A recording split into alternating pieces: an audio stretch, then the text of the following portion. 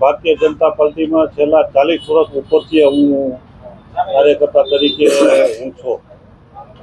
મારો જે તે સમયે જ્યારે હું જોડાણો ત્યારે વોર્ડ નંબર જૂનો 9 કહેવાતો, જે લખવાડી, ગુંદાવાડી, પૂજારા પ્લોટ અને લખવાડી ક્વાર્ટર, ગોવિંદપુરા આ વિસ્તાર જૂનો હતો. એ સમયકાળની અંદર ગંભીરસિંહ પરમાર પહેલી ચૂંટણી લઈ રહ્યા.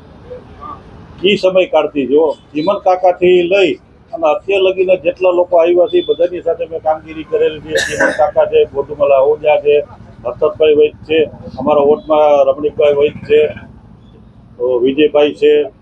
આવા અનેક જેના નામ હું આપવા જાઉં ને તો એક લાંબો લિસ્ટ તો થઈ જાય જૂના કાર્યકર્તાનું.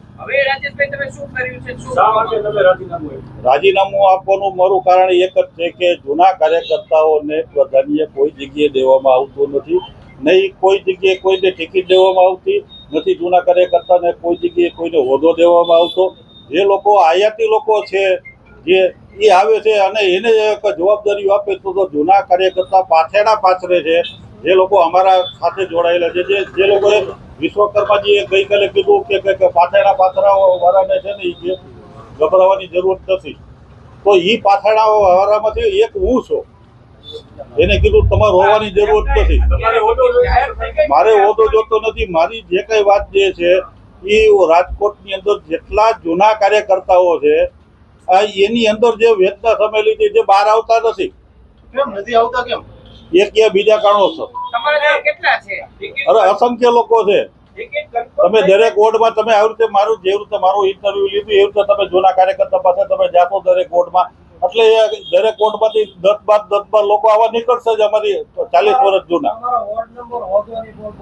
મારો હાલનો વોર્ડ નંબર 14. નહીં, મારી ટિકિટ મેં માગણી કોઈ દિવસ કરી જ નથી. જે કઈ અત્યારે આટલા વર્ષ લગી કર્યું છે ને બીજાના માટે જ કર્યું.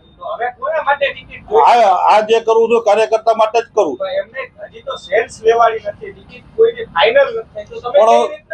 પણ અત્યાર લગીમાં શહેરના હોદ્દા આવી ગયા, હોદ્દેદારો નિમાણા. તેમાંથી જૂના કાર્યકર્તાને કેટલા જે હજી 6 મહિના પહેલા આવ્યા છે, 2 વર્ષથી આવ્યા છે, 5 વર્ષથી આવ્યા છે, એ લોકોને જવાબદારી પાલટી આપી દીધી. તો 40 વર્ષનો જૂનો કાર્યકર્તાને શું કરવાનું? હજી એના પાછળના જ ઉપાડવાના છે. આશા મારી કઈ નથી. કાર્યકર્તાને, જૂના કાર્યકર્તાને છે ને પ્રાધાન્ય દેવું જોઈએ. અમારા જેવા 40 વર્ષ જૂના કાર્યકર્તા છે એ લોકોને તો પાર્ટી જયારે સંખ્યા કરવાની થાય ત્યારે જૂના લોકોને યાદ કરે છે. સંખ્યા કરવાની. હા હા બોલો. તમે કીધું તમારી કોઈ ડિમાન્ડ નથી, બીજી બાજુ તમે એમ કહો કે અસંતોષ છે, તો અસંતોષ છે કે ડિમાન્ડ ન હોય? કોઈ જવાબદારી દેતા જ નથી. મારા માટે હું જે કઈ કરું છું બીજા માટે હું તમને કહું છું ને મારા માટે પાર્ટી જો મેં એક શહેર પ્રમુખને વોટ્સએપમાં જઈને મારું રાજીનામું મોકલેલું, બરોબર છે. અને શહેર પ્રમુખને મેં કીધેલું છે કે તમે મને મળવાનો સમય આપો. અત્યારે મિનિટ લગીમાં હજી મને શહેર પ્રમુખનો મેસેજ આવ્યો નથી કે હું તમને નહીં, હું આમંત્રિત જ નહોતો તો મારે રજૂઆત ક્યાં કરવા જવાનું? એ આવનારા દિવસોમાં પેલા મારું રાજીનામું સ્વીકાર કરી લે તે પછીનો વિષય છે. અવગણના 110% થાય છે જૂના કાર્યકર્તાઓની. પછી 50% નહીં પણ 110% થાય છે.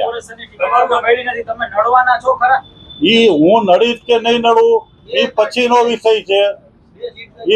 વિષય છે. વોર્ડ નંબર જૂના 9 જે હતો એ જૂના 9 ની અંદર એક શેરીની અંદર મને બધા ઓળખે છે, મને નામ તો ઓળખે છે.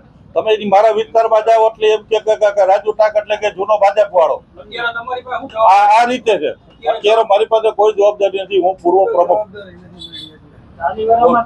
અને મારે પાછું કોઈ જવાબદારી જોતી નથી. મારા માટે કોઈ દિવસ મેં માગણી કરી નથી. હંમેશા હું છે ને કોકના ટેકામાં જ ઉભો રહ્યો. કોણ? કોઈ માગણી નહીં, મારી સાથે કોઈ માગણી કરી જ નથી.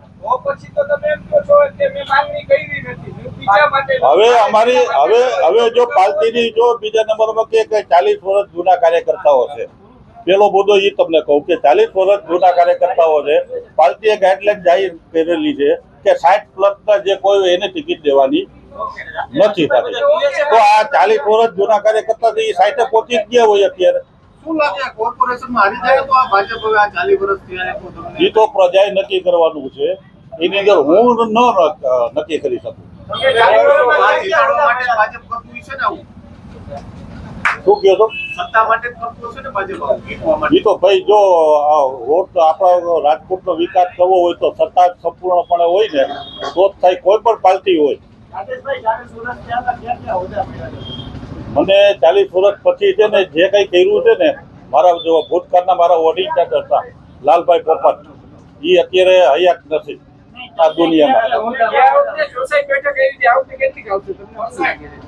ઈ ગણિત તો તમે લોકો કરી શકો, હું ન કરી શકો. તમે મીડિયા વાળા છો, હું મારા વિસ્તાર સંભાળી બેઠો હોય, હું આખા રાજકોટના હું ન કહી શકું કેટલી સીટ આવશે કેટલી નહીં આવે.